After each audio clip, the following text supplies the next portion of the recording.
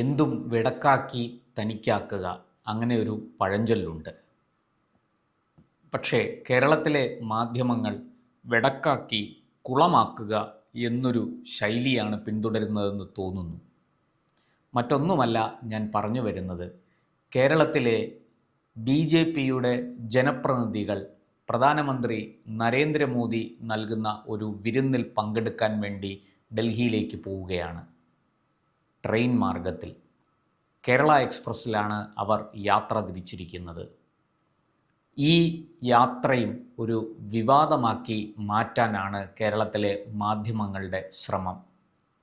മറ്റൊന്നുമല്ല, BJPയുടെ തിരുവനന്തപുരം നഗരസഭയിലെ 14 കൗൺസിലർമാരാണ് ഡൽഹിയിലേക്ക് പോകുന്നത്, മേയർ VV രാജേഷിൻ്റെ നേതൃത്വത്തിൽ. എന്നാൽ ഈ സംഘത്തിൽ നമ്മുടെ മുൻ DGP ഇപ്പോഴത്തെ ശാസ്തമംഗലം കൗൺസിലർ R ശ്രീലേഖ ഉൾപ്പെട്ടിട്ടില്ല. ഇത് ശ്രീലേഖയുടെ നീരസവും അതൃപ്തിയും മൂലമാണ് എന്ന വ്യാഖ്യാനമാണ് പൊതുവെ ഉയർത്തുന്നത്.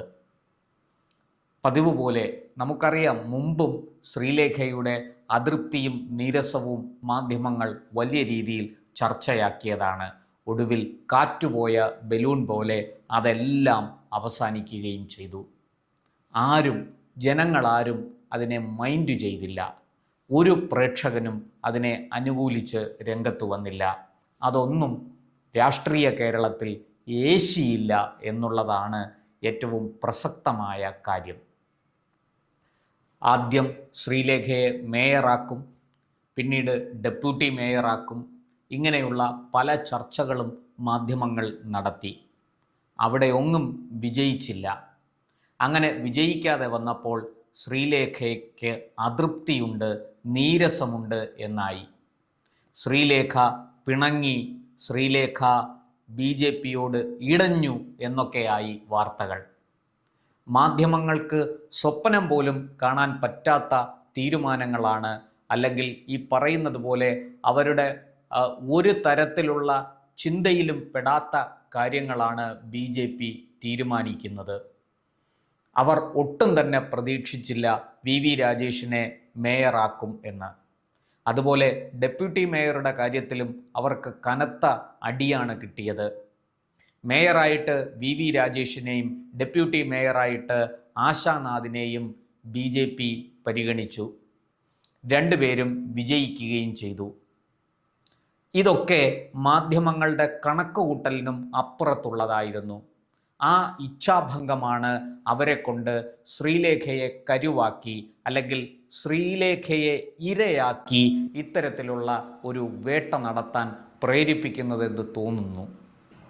ഇല്ലെങ്കിൽ പിന്നെ എന്തിനാണ് ഇങ്ങനെ ശ്രീലേഖയ്ക്കെതിരെ നിരന്തരം ഈ ശ്രീലേഖയെ ഇരയാക്കിക്കൊണ്ട് ശ്രീലേഖയുടെ അതൃപ്തിയും നീരസവും മാധ്യമങ്ങൾ ചർച്ച ചെയ്യുന്നത്? എനിക്കത് മനസ്സിലാകുന്നില്ല. ഏതെങ്കിലും വിധത്തിൽ ശ്രീലേഖയ്ക്ക് അതൃപ്തിയോ അല്ലെങ്കിൽ നീരസമോ ഉണ്ടെങ്കിൽ അവർ അത് പ്രകടിപ്പിക്കാൻ മടിക്കുന്ന ആളല്ല.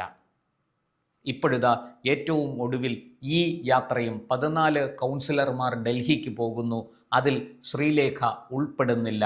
ശ്രീലേഖ മനഃപൂർവ്വം പിന്മാറി എന്നൊക്കെയാണ് ചില മാധ്യമങ്ങളും അതിലെ മാധ്യമ പുങ്കവന്മാരും വെച്ച് കാച്ചുന്നത്. എന്തിനാണ് ഇങ്ങനെ ശ്രീലേഖയെ ഇവർ വേട്ടയാടുന്നത്? ശ്രീലേഖ വട്ടിയൂർക്കാവിൽ നിന്ന് BJP സ്ഥാനാർത്ഥിയായിട്ട് മത്സരിക്കാൻ സാധ്യതയുണ്ട് എന്ന ഒരു പ്രചാരണം വളരെ വ്യാപകമായി നടക്കുന്നുണ്ട്. ഇത് പലരെയും ഭയപ്പെടുത്തുന്നു. ഇപ്പോൾ വട്ടിയൂർക്കാവിൽ നിന്ന് MLA ആയിരിക്കുന്ന VK പ്രശാന്തുമായി ബന്ധപ്പെട്ട് ശ്രീലേഖ നേരത്തെ ഒരു പരാതി ഉന്നയിച്ചിരുന്നു.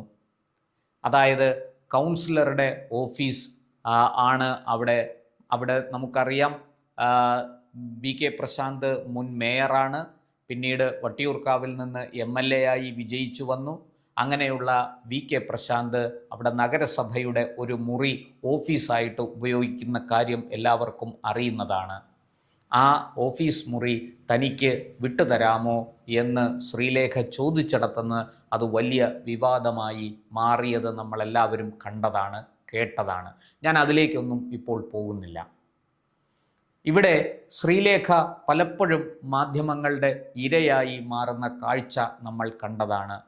അത് ഈ ഡെപ്യൂട്ടി മേയർ തെരഞ്ഞെടുപ്പിന് ശേഷം പ്രധാനമന്ത്രി നരേന്ദ്രമോദി തിരുവനന്തപുരത്ത് വന്നപ്പോഴും അത് വിവാദമായി മാറി. അന്ന് അവർ അതിൻ്റെ വിശദീകരണം നൽകി. താൻ ഒരു DGP ആയിരുന്ന ആളാണ്, പ്രോട്ടോകോൾ പാലിക്കാൻ പരമാവധി ശ്രമിച്ചതാണ്, തനിക്ക് മോദിയോടും പ്രധാനമന്ത്രി നരേന്ദ്രമോദിയോടും BJPയോടും ഒട്ടും തന്നെ നീരസമോ അതൃപ്തിയോ ഇല്ല എന്ന് ഒടുവിൽ ഫേസ്ബുക്ക് ലൈവിൽ വന്ന് അവർക്ക് പറയേണ്ടി വന്നു. ഇതാണ് നമ്മുടെ കേരളത്തിലെ മാധ്യമ പ്രവർത്തനം. ഇപ്പോഴിതാ വീണ്ടും അവരെ കരുവാക്കിക്കൊണ്ട് BJPയെ അടിക്കാൻ മാധ്യമങ്ങൾ ശ്രമിക്കുന്നു. ഇത് എന്തിനാണ്? ഈ വട്ടിയൂർക്കാവിൽ ശ്രീലേഖ നിയമസഭാ സ്ഥാനാർത്ഥി, നിയമസഭയിലേക്ക് MLA ആകാൻ വേണ്ടിയിട്ട് ഒരു സ്ഥാനാർത്ഥിയാകും എന്ന് ഭയപ്പെട്ടിട്ടാണോ? അങ്ങനെ അവർ സ്ഥാനാർത്ഥിയായാൽ അത് ചിലരുടെ വിജയത്തെ ബാധിക്കും എന്ന് കണ്ടിട്ടാണോ ഇത്തരത്തിൽ, അല്ലെങ്കിൽ അങ്ങനെ അവർക്ക് വേണ്ടിയിട്ടാണോ ചില മാധ്യമങ്ങൾ ഈ പണിയൊക്കെ എടുക്കുന്നത് എന്ന സംശയം ആർക്കെങ്കിലും തോന്നിയാൽ അവരെ നമുക്ക് കുറ്റം പറയാൻ കഴിയില്ല. ഇപ്പോഴിതാ ശ്രീലേഖ തന്നെ ഈ വിഷയത്തോട് പ്രതികരിച്ചിരിക്കുന്നു. തനിക്ക് 5-6 ദിവസം, അതായത് 9-ാം തീയതി, ഇന്ന് ഇവിടുന്ന് പോയാൽ 11-ാം തീയതിയാണ് അവിടെ എത്തുന്നത്. 12-ാം തീയതിയാണ് പ്രധാനമന്ത്രിയുടെ ഈ കൂടിക്കാഴ്ച, പ്രധാനമന്ത്രിയുമായുള്ള കൂടിക്കാഴ്ച എന്നാണ് ഞാൻ മനസ്സിലാക്കുന്നത്. 13-ാം തീയതിയാണ് തിരിച്ചു വരുന്നത്. അപ്പോൾ 13-ാം തീയതി അവിടുന്ന് ട്രെയിൻ കയറിയാൽ ഇവിടെ 16-ാം തീയതിയാണ് എത്തുക. ഇത്തരത്തിൽ ഒരു നീണ്ട കാലയളവ് തനിക്ക് വീട്ടിൽ നിന്ന്, ഏതാണ്ട് ഒരാഴ്ചയോളം തനിക്ക് വീട്ടിൽ നിന്ന് മാറി നിൽക്കാൻ കഴിയില്ല. അമ്മ വളരെ വയസ്സായിരിക്കുന്നു, 94 വയസ്സുണ്ട്. അമ്മയെ വീട്ടിൽ ഒറ്റയ്ക്കാക്കിയിട്ട് ഇത്രയും ദിവസം മാറി നിൽക്കാൻ കഴിയില്ല. മാത്രമല്ല വീട്ടിൽ അമ്മയെ പരിചരിക്കുന്ന ഒരു ജോലിക്കാരിയുണ്ട്, അവർ വരുന്നില്ല, ലീവാണ്. അതുകൊണ്ട് തന്നെ തനിക്ക് ഇത്രയും ദിവസം മാറി നിൽക്കാൻ കഴിയില്ല. ഇതാണ് താൻ ഡൽഹി യാത്രയ്ക്ക് പോകാതിരുന്നതിന് കാരണം. ഈ കാരണം ചൂണ്ടിക്കാട്ടിയപ്പോൾ BJP നേതൃത്വം തനിക്ക് ഫ്ലൈറ്റ് ടിക്കറ്റ് എടുത്തു തരാം എന്ന് അവർ നിർദ്ദേശം മുന്നോട്ട് വെച്ചു. അതിനെ താനായിട്ട് ഒഴിവാക്കുകയായിരുന്നു. കാരണം അത്രയും പണം ചെലവാക്കുന്നത് തനിക്ക് ഇഷ്ടമല്ല. മറ്റുള്ളവരോടൊപ്പം ട്രെയിനിൽ പോകാൻ കഴിയാത്ത സാഹചര്യത്തിൽ താൻ മാത്രം ഫ്ലൈറ്റിൽ പോകുന്നത് ശരിയായ കാര്യമല്ല. പാർട്ടിയെ കൊണ്ട് അത്രയും പണം ചെലവഴിപ്പിക്കുന്നതും ശരിയല്ല. തൻ്റെ നിലപാടാണത്. താൻ മുമ്പും അത്തരം നിലപാടിൽ ഉറച്ചു നിന്നിട്ടുണ്ട്. അത് മുമ്പൊക്കെ പൊതുജന മധ്യത്തിൽ താൻ വെളിപ്പെടുത്തിയിട്ടുമുണ്ട്. ഇപ്പോഴിതാ ഈ ഒരു 5 വർഷത്തേക്കാണ് തന്നെ കൗൺസിലറായിട്ട് തിരഞ്ഞെടുത്തിരിക്കുന്നത് ശാസ്തമംഗലത്തെ വോട്ടർമാർ. ആ 5 കൊല്ലവും അവരെ സേവിക്കുക എന്നുള്ളതാണ് തൻ്റെ നിലപാട്.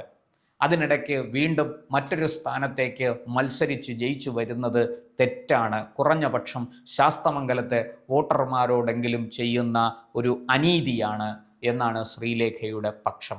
അതുകൊണ്ട് തന്നെ താൻ മറ്റൊരു സ്ഥാനത്തേക്കും മത്സരിക്കാൻ തയ്യാറല്ല. ഈ 5 വർഷവും ശാസ്തമംഗലത്തെ ജനങ്ങളെ സേവിക്കുക എന്നുള്ളതാണ് തന്നിൽ നിക്ഷിപ്തമായ കർത്തവ്യം. തൻ്റെ കടമ അതാണ്, തൻ്റെ ഉത്തരവാദിത്വം അതാണ്.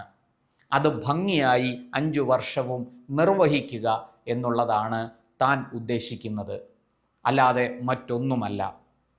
അങ്ങനെ പാർട്ടിക്കും ഈ പറയുന്നത് പോലെ വീണ്ടും അങ്ങനെ അവർ വട്ടിയൂർക്കാവിൽ നിന്നൊരു പക്ഷേ MLA ആയിട്ട് ജയിച്ചു വന്നാൽ ശാസ്തമംഗലത്ത് വീണ്ടും തെരഞ്ഞെടുപ്പ് നടത്തണം. ആ ഉപതെരഞ്ഞെടുപ്പിന് എത്ര രൂപയാണ് ചെലവഴിക്കേണ്ടി വരുന്നത്? അങ്ങനെ രാജ്യത്തിനും പാർട്ടിക്കും ഒന്നും താൻ അധിക ചെലവ് ഉണ്ടാക്കാൻ ആഗ്രഹിക്കുന്നില്ല. ഇതാണ് തൻ്റെ ഉറച്ച നിലപാട് എന്ന് അവർ പ്രതികരിച്ചിരിക്കുന്നു. ഒരു ജനപ്രതിനിധി എങ്ങനെയാണ് കാര്യങ്ങളെ കാണേണ്ടത് എന്ന് അവരുടെ പ്രതികരണത്തിൽ നിന്ന് നമുക്ക് മനസ്സിലാകും. വളരെ കൃത്യമായി നാടിനും നാട്ടാർക്കും ജനങ്ങളുടെ നികുതി പണത്തിനും ഒക്കെ വില കൽപ്പിക്കുന്ന, ഓരോ വോട്ടർമാരുടെയും വോട്ടിനെ വില കൽപ്പിക്കുന്ന ഒരു ജനപ്രതിനിധിയാണ് ശ്രീലേഖ എന്ന് ആ പ്രതികരണത്തിൽ നിന്ന് നമുക്ക് മനസ്സിലാകും. എന്തായാലും അവരുടെ കാഴ്ചപ്പാട് വളരെ വ്യക്തമാണ്. ഇങ്ങനെ ഉള്ള ഒരാളിനെയാണ് നമ്മുടെ മാധ്യമങ്ങൾ വേട്ടയാടുന്നത് എന്ന് മനസ്സിലാക്കണം. ഇതൊരു ശരിയായ കാര്യമല്ല. ഇങ്ങനെ വിടക്കാക്കി കുളമാക്കാൻ ശ്രമിക്കുന്നതല്ല മാധ്യമപ്രവർത്തനം. ശ്രീലേഖയെ ഇങ്ങനെ നിരന്തരം വേട്ടയാടുന്നതിൻ്റെ പുറകിൽ ചില നിക്ഷിപ്ത താൽപ്പര്യങ്ങളുണ്ട് എന്ന് നാം കരുതിയാൽ അങ്ങനെ കരുതുന്നവരെ കുറ്റപ്പെടുത്താൻ കഴിയില്ല. ഇതിങ്ങനെ നിരന്തരം തുടരുന്നു. ഇതൊരു നല്ല കാര്യമല്ല എന്ന് തിരുവനന്തപുരത്തെ മാധ്യമപ്രവർത്തകർ മനസ്സിലാക്കണം.